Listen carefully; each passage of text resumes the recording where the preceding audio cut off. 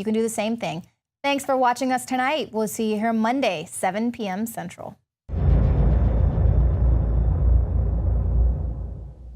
Used since before the days of the Roman Empire to support the body's natural systems and enhance overall health. Introducing the new INFOWARSLife.com oil of oregano formulation, a highly advanced nutraceutical form of this key herb that has been traditionally used by civilizations for thousands of years to promote health. We have now procured the most high quality and potent forms of oregano oil on the market, sourced from top leading manufacturers to ensure a concentrated level of bioactive ingredients, extracted directly from the wild herb and sealed in easy-to-use capsules. You will no longer need to endure the burning of liquid oregano on the tongue. Wild crafted from the Mediterranean oregano species that experts agree is one of the most powerful and most challenging to acquire.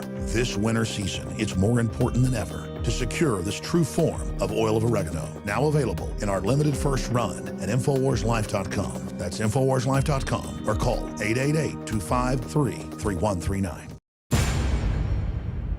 It was the great American humorist Mark Twain who said, "Loyalty to the country always, loyalty to the government when it deserves it." If Mark Twain were alive today, I think he would quickly conclude that loyalty to our government lost its due right after 9/11. Hello, ladies and gentlemen. I'm so glad that you could join us today for this Wednesday, July 25th, 2001 broadcast.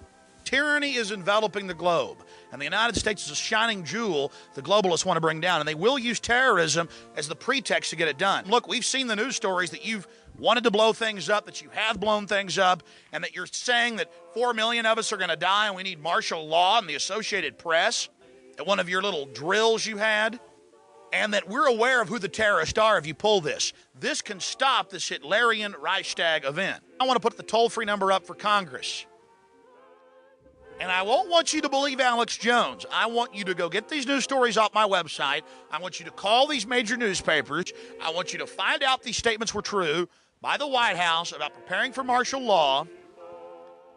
And I want you to let them know that if there is any terrorism, we know who to blame. We have a Congress that has an approval rating that is no longer detectable by current technology, a growing public awareness that the war of drugs has been manufactured by the CIA and organized by the DEA. If you want to collect content on the American, then a court order is issued. They are not, the National Security Agency is not listening to Americans' phone calls, and it is not reading Americans' emails. None of these programs allow that. As a matter of fact, the Patriot Act and that part of that 702 says it is expressly prohibited by law that you can read and wholly surveil domestic email traffic in the United States. Because even if you're not doing anything wrong, you're being watched and recorded, and the storage capability of these systems increases every year consistently by orders of magnitude. You simply have to eventually fall under suspicion from somebody, even by a wrong call,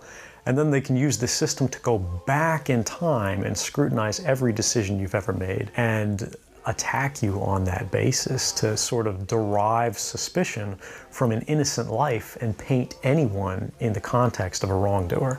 Government law enforcement, namely the FBI, NSA, DHS, and TSA, illegally read our correspondences and listen to our communications while sexually fondling our families, all in the name of national security, which pitifully adds up to national insecurity.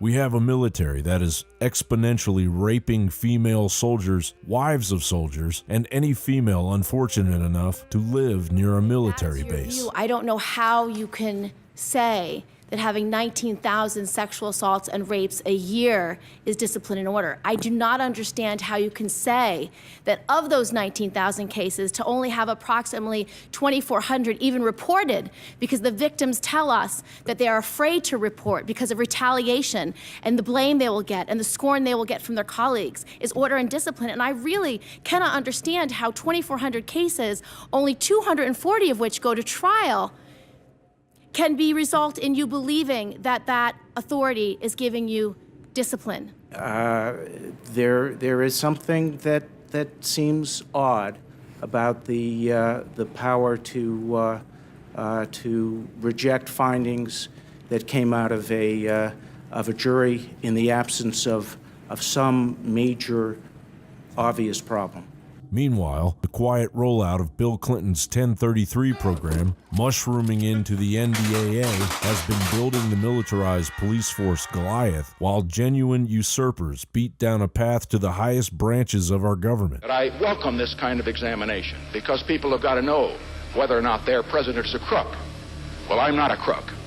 What is at stake is more than one small country. It is a big idea, a new world order. The problem of the Bush presidency will be the emergence of a new international order. Within the next 4 years, we will see the emergence of a new international order. The beginning. We have confidence because freedom is the permanent hope of mankind, the hunger in dark places, the longing of the soul. When our founders declared a new order of the ages, when soldiers died in wave upon wave for a union based on liberty, when citizens marched in peaceful outrage under the banner Freedom Now, they were acting on an ancient hope that is meant to be fulfilled. After 1989, President Bush said, and it's a phrase that I often use myself, that we needed a new world order, and instead it looks like we got a lot of disorder. The international order that we have worked for generations to build.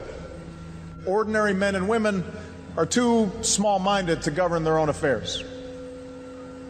That order and progress can only come when individuals surrender their rights to an all-powerful sovereign. Fortunately for Mark Twain, he died just 3 years before the bankers finally got their hands on our economy, and banker pawn and U.S. President Woodrow Wilson oversaw the ratification of the 16th Amendment to the United States Constitution. I'm sure the obscenity of its declaration would not have been lost on Mr. Twain. The Congress shall have power to lay and collect taxes on incomes from whatever source derived, without apportionment among the several states, and without regard to any census or enumeration.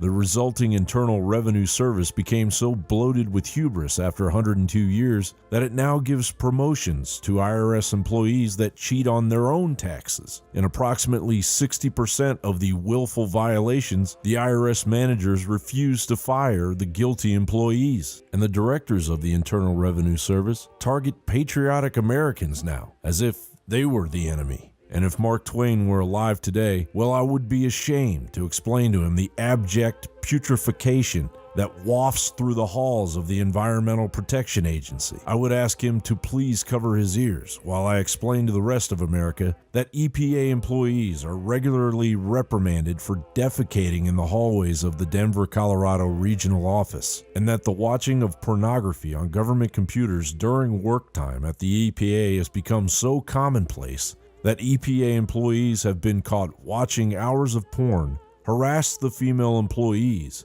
and were then promoted. It says 2010. When did we discover that he's? When did we discover he's looking at the porno? I believe the information came to us within the last 6 months. Last 6 months, and we acquired that information. But something needs to be changed. When people are breaking the law, when you have this GSA 14 sitting there abusing his position, his salary, ripping off the taxpayers. Somebody told me he's still on the payroll. Is he on the payroll, Mr. Yes, Wayne? he is. This is so offensive. It's unbelievable. I guess I'm thankful that Mr. Twain isn't alive to see all this, knowing that there was a time when America wasn't a shell of its former providence and glory. As dismal as it may seem, Mr. Twain wouldn't want you to forget America when he said, "It's not the size of the dog in the fight, it's the size of the fight in the dog." John Bound for INFOWARS.com.